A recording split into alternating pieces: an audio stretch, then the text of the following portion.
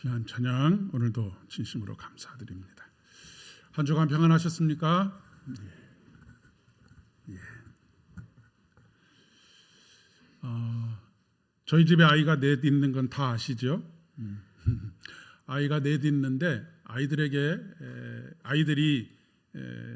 양육하면서 부모에게 주는 소소한 기쁨은 참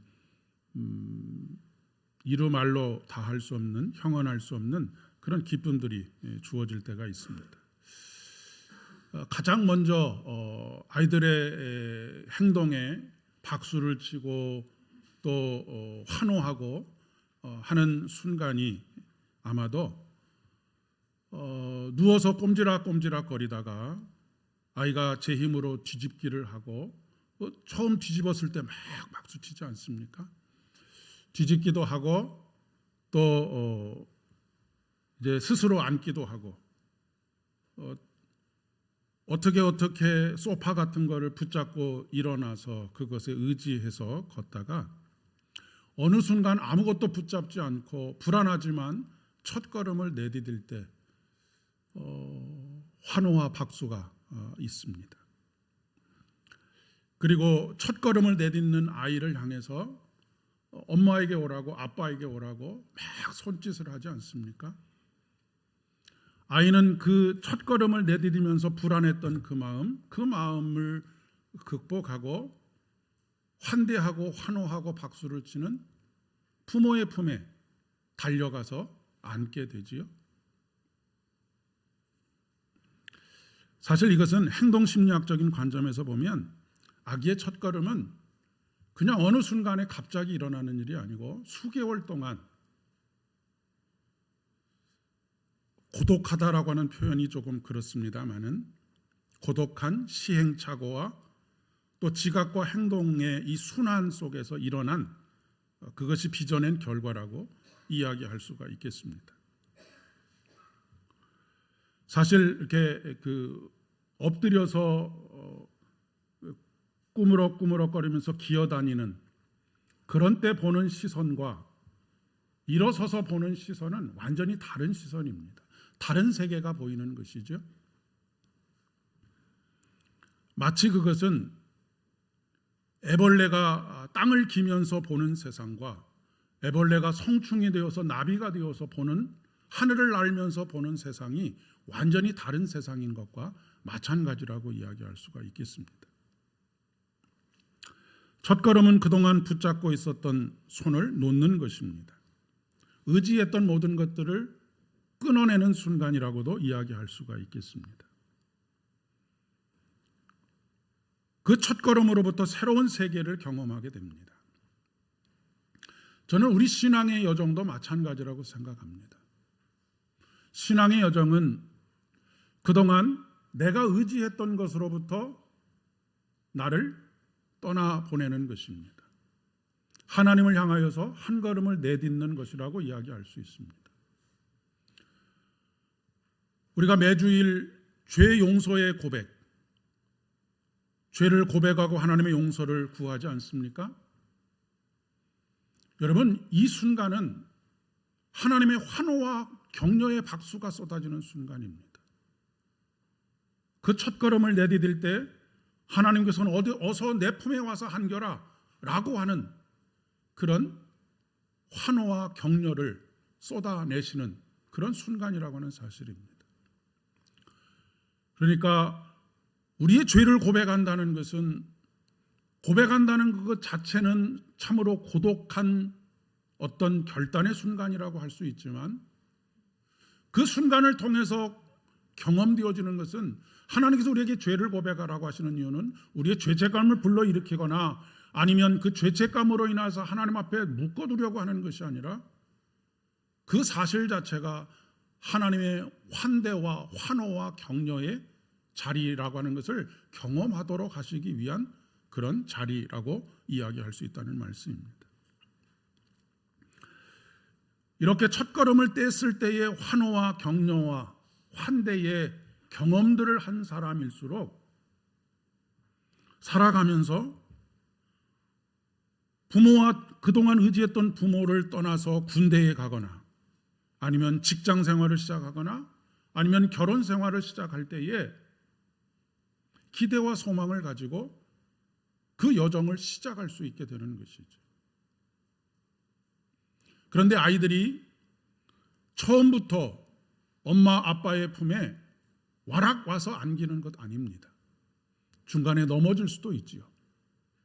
그러나 그때에 격려해주고 박수 쳐주고 거기서 또다시 한 걸음을 내디딜 때 환대하는 그런 경험들을 하게 되면 사회생활을 하는 데 있어서도 여러 가지로 큰 유익이 있을 수밖에 없겠습니다. 믿음의 출발은 떠남입니다. 믿음의 출발은 한 걸음을 내딛는 것이죠. 그런데 앞에서 말씀드렸던 것처럼 아이가 첫 걸음을 내딛는 것은 우연하게 되는 것이 아닙니다. 몇 개월 동안에 수없는 고독한 결정, 시행착오, 그리고 행동과 지각과 내가 지금 기어다니다가 무엇인가를 붙잡고 서서 보는 세상, 그것은 거실을 벗어날 수 없는데 그 첫걸음을 아무것도 의지하지 않고 첫걸음을 내디딤으로 말미암아서 보게 될 수많은 경험들, 수많은 것들, 떠나지 않으면 아무 일도 일어나지 않습니다. 아무 일도 하지 않으면 아무것도 경험할 수가 없죠. 우리 신앙이 새로운 하나님의 역사를 경험하지 못하고 하나님께서 펼쳐가시는 새로운 세상을 경험하지 못하는 이유는 첫걸음을 떼지 않기 때문에 그렇습니다. 첫걸음을 떼지 않으니 아무것도 보여지지 않는 것이죠.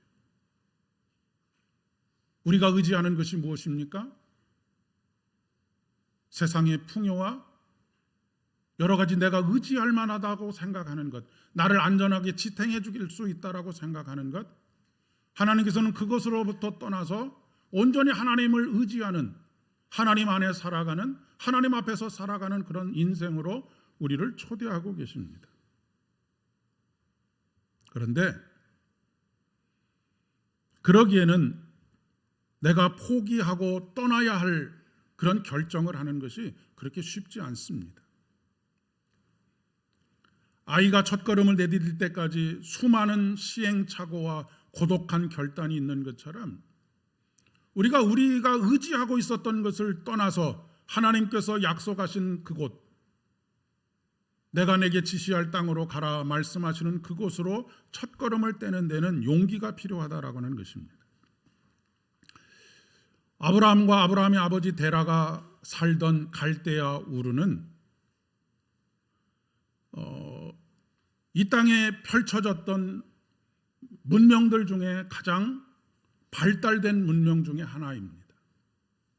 이미 기원전 4100년 전에 이 수메르 문화는 이미 도시국가를 이루고 있었습니다. 왕이 다스리고 있었고요. 문자를 사용하던 나라였습니다. 학교가 만들어져서 학교 교육이 이루어질 정도로 아주 진보된 문명을 가지고 있었습니다. 이미 법전이 만들어졌고요. 사실 이 오늘날의 많은 나라들의 이 법 체계가 이 수메르 문화에서 만들어진 법 체계를 따르고 있습니다. 바퀴 달린 전차를 사용한 세계 최초의 기록들을 가지고 있는 그런 나라입니다. 수도인 우르에 신전탑이 높이 세워져 있었는데 고대인들은 이것을 지구라트라고 부릅니다. 여기서 수많은 제사들이 드려졌습니다. 그들이 섬겼던 신은 달의 신이라고 하는 난나라고 하는 신을 섬겼습니다.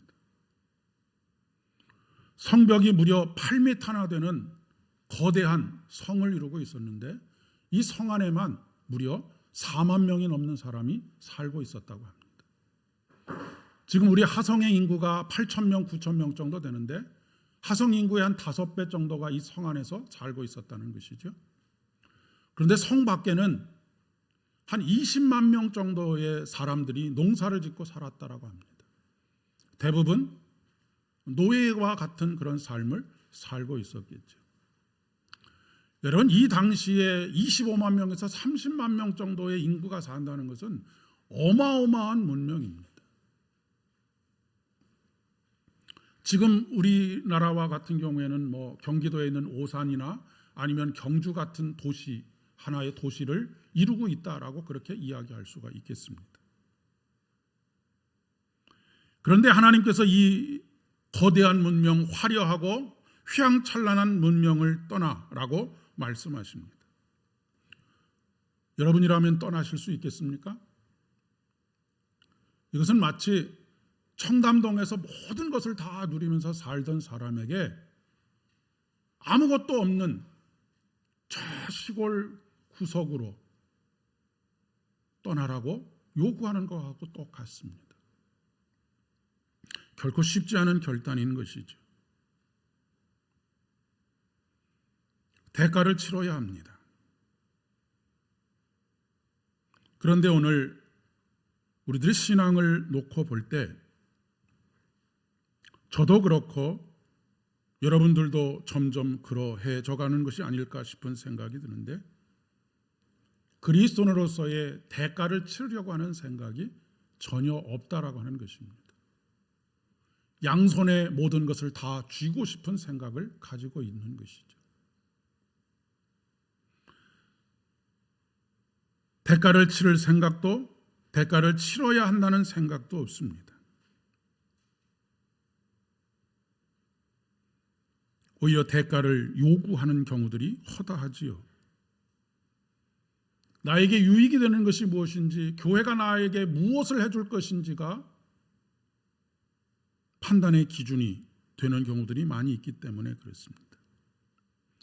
그러다 보니까 믿음이 항상 정체되어 있고 한 걸음도 내딛지 못하는 그런 상황에 빠지게 되는 것이죠.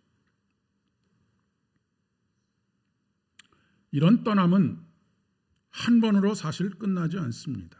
끊임없는 떠남이 요구되는 것이죠.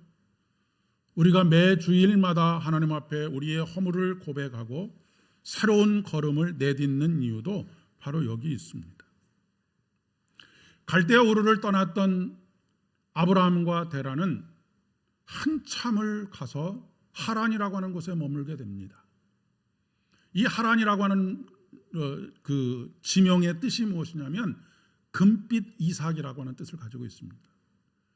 그러니까 여기도 엄청나게 비옥한 땅이었던 것이죠. 아브라함과 데라는 갈대아 우르를 떠나서 하란에 이르면서 그 땅의 풍요를 보고 하나님께서 우리를 여기로 보내시는구나 라고 판단했을지도 모르겠습니다. 하나님께서 약속하신 땅이라고 생각을 했었을 것 같습니다.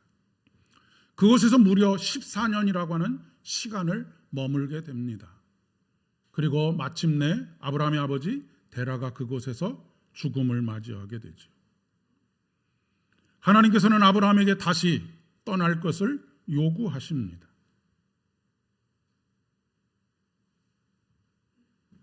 인간에게는 회귀 본능이 있습니다. 예수를 믿고 새로운 삶의 첫걸음을 내디뎌도 다시 과거의 삶에 안주하고자 하는 그런 본능들이 있다라고 하는 것입니다. 그 과거라고 하는 것은 다른 것이 아니라 하나님이 없어도 살 수 있을 것 같은 환경들을 찾아 나서는 것입니다. 아브라함이 애굽으로 내려갔던 이유도 마찬가지죠.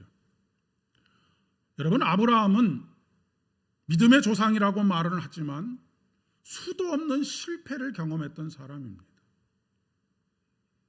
죄를 떠나는 첫걸음을 내디디고 그 걸음을 걷다가 다시 이전의 삶에 안주하고자 하는 그런 욕망 때문에 하나님께서 가라고 명령하시는 지시할 그곳으로 가지 못하고 자꾸 다른 곳으로 그의 발걸음을 옮기고 그곳에 머무려고 했었던 그런 일들이 수도 없이 있었습니다.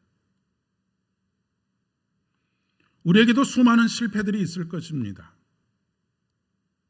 하나님께서 지시할 땅으로 가기보다는 지금 당장 내 삶이 편안하고 안주할 수 있는 그런 곳을 선택하고자 하는 욕망 앞에 무릎을 꿇기 때문입니다. 그러나 그렇다고 해서 중단해서는 안 되는 것이죠. 끊임없이 죄로부터 떠나야 하는 것을 말씀하고 있습니다. 오늘 호세아 선지자가 오라 우리가 여호와께로 돌아가자라고 촉구하고 있습니다. 죄를 뉘우치고 죄의 자리를 떠나 하나님의 품을 향하여서 나아가자라고 그렇게 이야기하고 있는 것입니다. 그런데 놀랍게도 이 호세아 선지자가 활동하던 시기가 북이스라엘의 최고의 황금기요 전성기였다는 사실입니다. 사실 북이스라엘이나 남유다나 할 것 없이 주변에 있는 수많은 민족들에게 매년 추수 때만 되면 침략을 당하고 수탈을 당하고 가지고 있었던 것을 뺏기는 역사가 반복되었습니다. 그런데 이 호세아 선지자가 활동하던 시기는 북이스라엘 역사 속에서 최고의 강대국을 이루었던 시절입니다. 다른 사람들에게 수탈을 당하는 것이 아니라 다른 민족들이 북이스라엘 왕에게 조공을 바치고 그들의 눈치를 보고 그들의 도와줌을 요구하는 그런 시대였던 것이죠. 물질적으로는 엄청난 풍요가 있었습니다. 여러분, 물론 물질의 풍요를 죄악시하려고 하는 것이 아닙니다. 강한 나라가 된다라고 하는 것이 잘못된 것이 아닙니다. 그것도 하나님께서 우리에게 베풀어 주시는 축복입니다. 그러나 이 축복이 화가 되는 경우들이 너무나 많이 있다는 것입니다. 이렇게 물질적인 풍요가 있고 강대국이 되고 군대를 의지하게 되니까 이제는 하나님 필요 없습니다. 하나님 앞에 예배하기는 하겠지만 제물도 드리기는 하겠지만 우리가 의지하는 것은 군대입니다. 우리가 의지하는 것은 풍요로운 재산들입니다. 그렇게 되어져 갔다라고 하는 말씀입니다. 그렇게 되니까 하나님으로부터 점점 멀어지게 되었고 하나님으로부터 멀어지게 되니까 하나님과 함께 있었을 때 느꼈던 경험했던 두려움이 사라지게 되는 것입니다. 이 두려움은 공포가 아니라 거룩하신 하나님에 대한 경외로움, 거기에 그 은혜에 압도되는 경험입니다. 이것을 오토라고 하는 학자는 누미노제의 경험이라고 그렇게 이야기를 합니다. 하나님 앞에서 두려움과 떨림의 경험들, 이런 것들이 없어지면 어떻게 됩니까? 아나무인처럼 행동하게 됩니다. 이스라엘 백성들의 삶이 그렇게 되었다라고 하는 것입니다. 그러니 여러분, 우리 속담에 정상에 올라가는 것보다 정상을 지키는 것이 더 어렵다고, 하나님께서 우리에게 복을 허락하여 주시는 것, 물질적인 풍요를 주시는 것, 힘을 가지게 되는 것, 그것보다 더 중요한 것은 그것을 어떻게 잘 유지할 수 있느냐라고 하는 것입니다. 하나님으로부터 멀어지지 않고 그것을 풍성한 은혜를 흘려보내는 삶을 살아가는 것.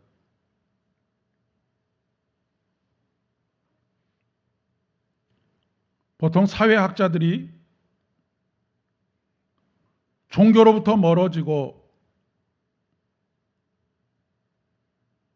자기의 삶에 집중하게 되는 그런 때가 국민소득 1인당 국민소득이 2만 불을 넘어서고 3만 불 그 레인지 안에 들어오게 되면 급격하게 신앙에 대한 관심이 멀어지고 자기의 삶에 몰두하게 된다라고 그렇게 이야기를 합니다. 지금 우리나라가 그 가속도가 붙는 그런 상황 속에 있다고 할 수가 있겠죠. 믿음의 여정에는 항상 걸림돌이 있습니다. 그 걸림돌은 첫째가 바로 물질적인 풍요나 아니면 어떤 나를 안전하게 지켜줄 수 있는 힘을 가지게 되었을 때 하나님을 멀리하게 되는 것입니다. 하나님이 없어도 될 것만 같은 그런 풍요로움이지요. 두 번째 걸림돌은 사회적인 편견이나 열등감이나 아니면 죄책감들이라고 이야기할 수가 있겠습니다. 오늘 복음서에는 세 사람이 나옵니다.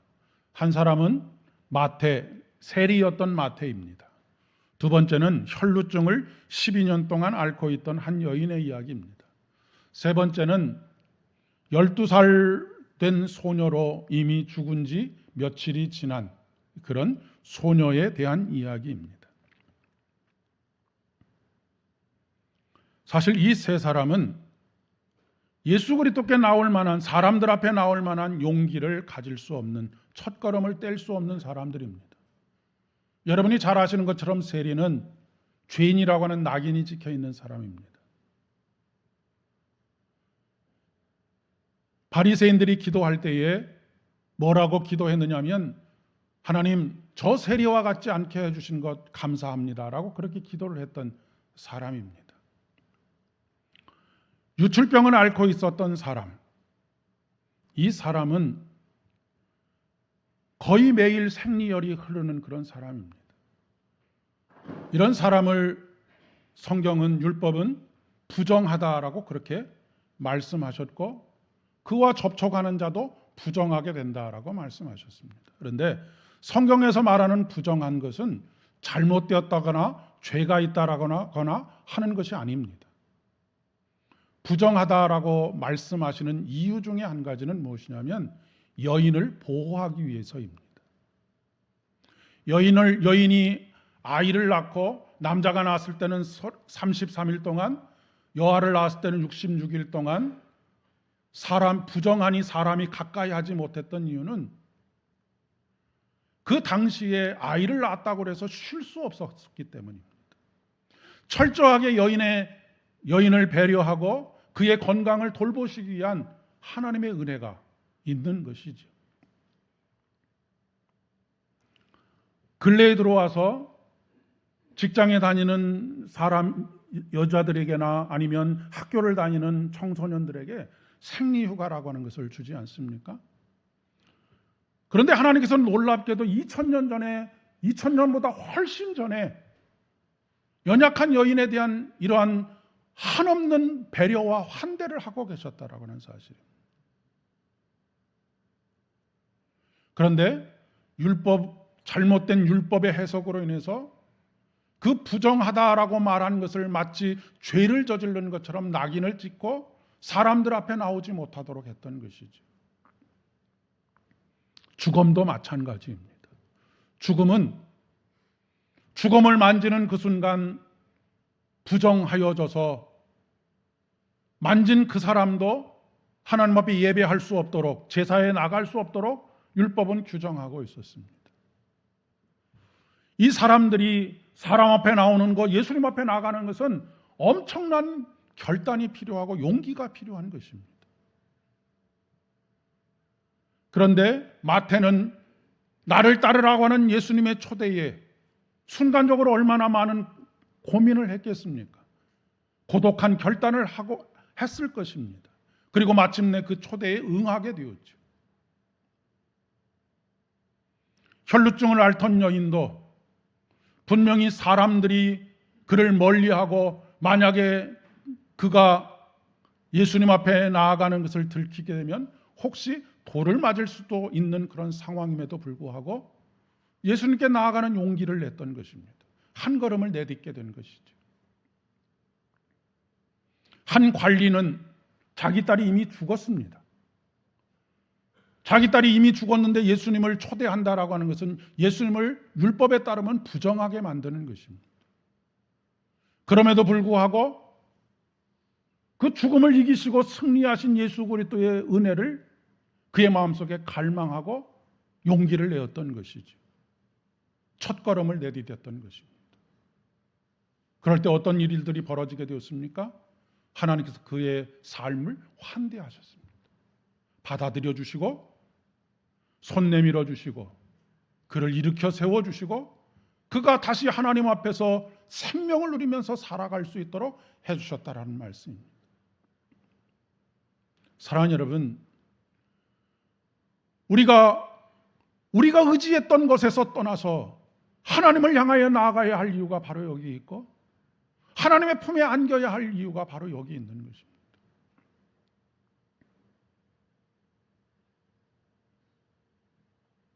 신앙생활은 생각의 보따리가 커지는 것이 아니라 우리를 초대하시고 우리와 함께 걷기를 원하시는 예수 그리스도와 함께 동행하는 것입니다.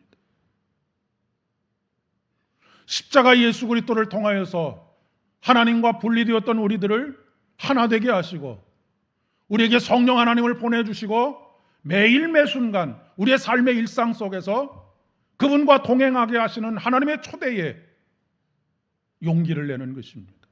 한 걸음을 내딛는 것이죠. 나는 이렇게 못난 사람이니 이렇게 죄가 많으니 상관없습니다. 하나님은 그럼에도 불구하고 우리를 사랑하시는 분이기 때문에 그렇습니다.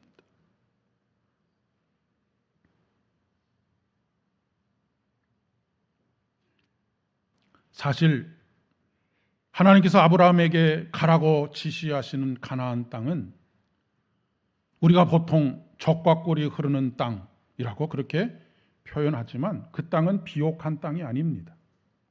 건조하고 척박한 땅입니다.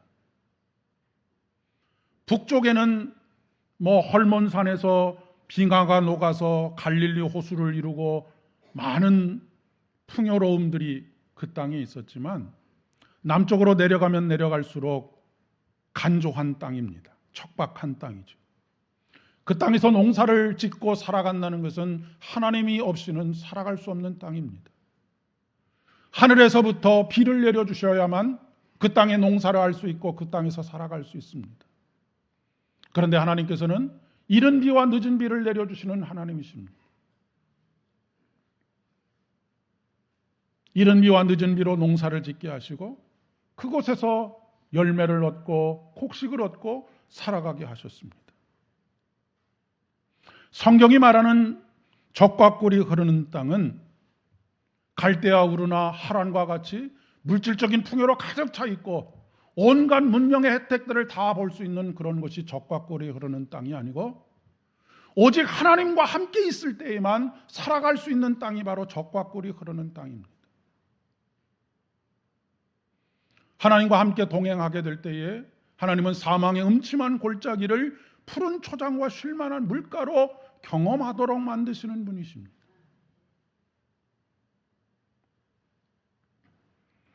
사랑하는 여러분, 교회를 나오는 것이 믿음의 전부가 아닙니다. 예배를 참석하는 것이 믿음의 전부는 더더욱이 아닙니다.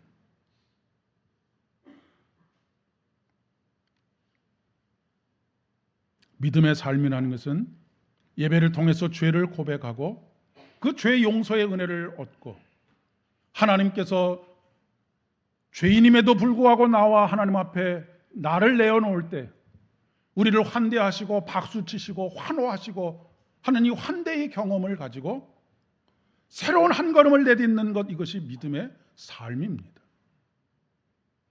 그리고 그 믿음의 삶은 우리의 삶의 현장 속에서 지속되어지는 것이죠.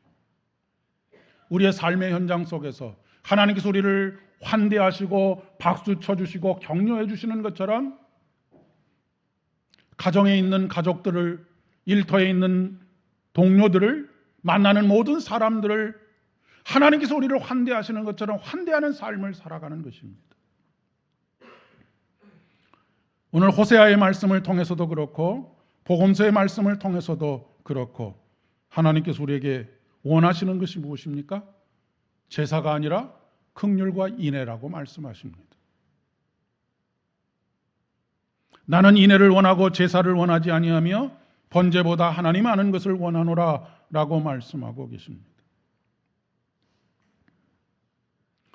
여러분, 예수를 믿고 성령 하나님과 함께 동행하는 삶이라는 것은 지금까지 내가 살아왔던, 내가 의지해왔던 삶의 방식이 잘못된 것임을 인정하고 하나님의 말씀에 따라 하나님의 말씀에 순종하여 그 말씀이 가르쳐주고 있는 삶의 방식에 따라서 살아가는 것입니다. 그렇게 될 때에 찢으셨으나 낫게 하시고 치셨으나 싸매어 주시는 하나님의 은혜가 임하게 되는 것이죠.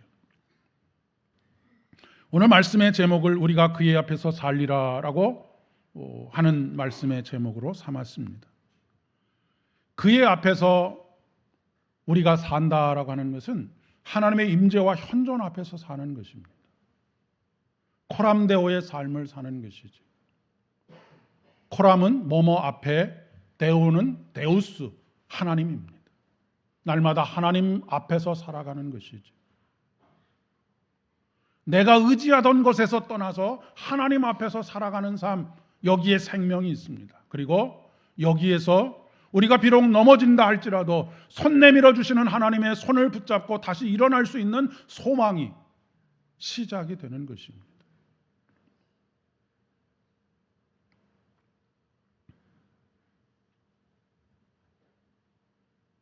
지난주에 삼위일체 주의를 지키면서 함께 춤을 추시는 그 삼위일체 하나님의 춤에 우리를 초대하신다는 말씀을 여러분들과 함께 나누었습니다. 하나님께서는 늘상 우리의 삶의 자리에서 넘어져서 좌절하고 절망하는 우리들을 찾아오셔서 손 내밀어 주십니다. 용기가 없어서 하나님께 다가가지 못하던 우리들을 있는 그대로 환대하십니다. 그리고 함께 하나님과 춤을 추자고 초대하십니다. 하나님께서 하나님 앞에서의 삶의 방식은 인애와 긍휼입니다. 우리가 하나님 앞에서 산다라고 하는 것은 인애와 긍휼을 가지고 그런 방법으로 삶을 살아간다는 것이죠. 인애와 긍휼은 조건 없이 타자를 환대하는 것입니다. 하나님께서는 집으로 돌아온 탕자를 조건 없이 환대하십니다. 옷을 갈아입히시고 반지를 만들어 끼워 주십니다. 이런 삶의 방식은 깨어진 사람을 다시 일으켜 세울 수 있습니다. 여러분, 요즘 우리 사회에도 큰 문제가 되고 있는 것 중에 한 가지가 히키코모리라고 하는 것입니다. 일본 사회에서 큰 사회적인 문제가 되었었는데 이것이 일본만의 문제가 아니라 우리나라 사람들 가운데도 히키코모리들이 점점 많이 늘어나고 있습니다. 그리고 세계적으로 계속해서 이런 사람들이 늘어나고 있는데 이 히키코모리는 뭐냐면 자기 방에 스스로를 가두고 방 밖으로 나오지 않는 사람들입니다. 이것은 게으름하고는 전혀 상관이 없는 것입니다. 심지어는 밥조차도 자기 방으로 가져다 달라고 해서 먹는 그런 젊은이들이 우리 사회에 굉장히 많이 늘어나고 있습니다. 여러 가지 원인들이 있을 수 있겠죠.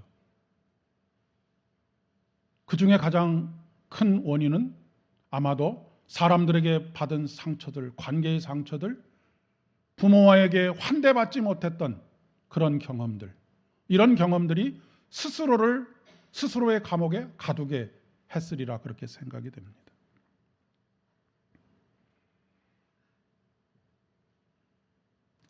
그런데 환대의 경험을 가지고 있는 사람들, 바로 예수 그리스도의 환대를 경험한 사람들이 이런 사람들에게 손을 내밀고 그들을 밖으로 끌어내고 그들과 함께 삶을 살아갈 수 있는 유일한 통로가 되지 않을까 싶습니다.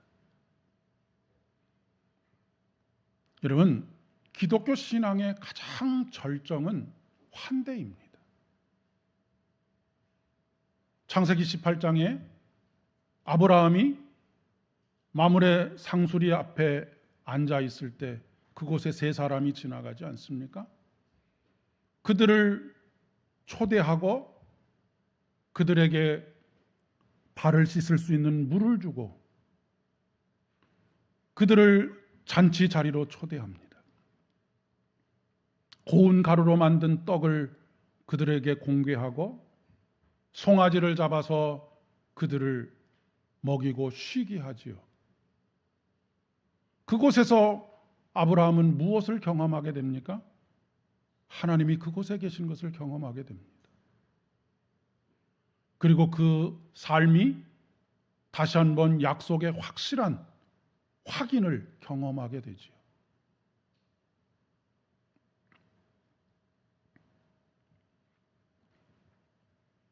오늘 우리의 삶의 자리가 그러해야 하겠다라고 생각합니다. 무엇인가를 판단하고 정죄하기보다는 용기 내어서 걷는 한 걸음을 박수 쳐주고 환대하고 환호하는 환대가 필요한 것이죠. 오늘 이제 말씀을 마치고 성찬 예식을 거행하게 됩니다. 여러분에게 있어서 성찬 예식은 어떤 의미를 가지고 있는지 모르겠습니다. 마치 아브라함이 지나가는 나그네를 위하여서 고운 가루로 떡을 만들고 송아지를 잡고 그들에게 참된 쉼을 허락해 주시는 것처럼 오늘 하나님께서는 자기의 생명을 우리에게 내어주심으로 말미암아 내가 너를 이렇게 환대하고 있다. 우리를 식탁으로 초대하시는 것입니다. 그 사랑을 먹고 그분께서 내밀어 주시는 손을 붙잡고 다시 일어나 용기를 가지고 세상 한가운데로 가서 그 환대의 경험을 통하여서 다른 사람들에게 손을 내밀고 그들을 다시 일으켜 세우며 상처가 아물어져 갈 수 있도록 하는 크신 은혜, 이 은혜가 저와 여러분의 삶에서 매일 매 순간 경험될 수 있기를 진심으로 축복합니다. 기도하겠습니다. 아버지 하나님, 은혜를 진심으로 감사를 드립니다. 오늘도 우리의 여러 가지 허물과 연약함에도 불구하고 우리를 환대해 주시고 우리를 있는 모습 그대로 영접하여 주시며 당신의 몸과 피를 흘려 우리에게 거룩한 식탁을 배설하여 주시니 진심으로 감사를 드립니다. 이 환대의 경험을 통하여 우리들 또한 누군가에게 손을 내밀어 주고 환대하며 그러므로 말미암아서 하나님께서 춤추시는 그 춤에 함께 춤출 수 있도록 은혜를 더하여 주시옵소서. 예수님의 이름으로 기도드립니다.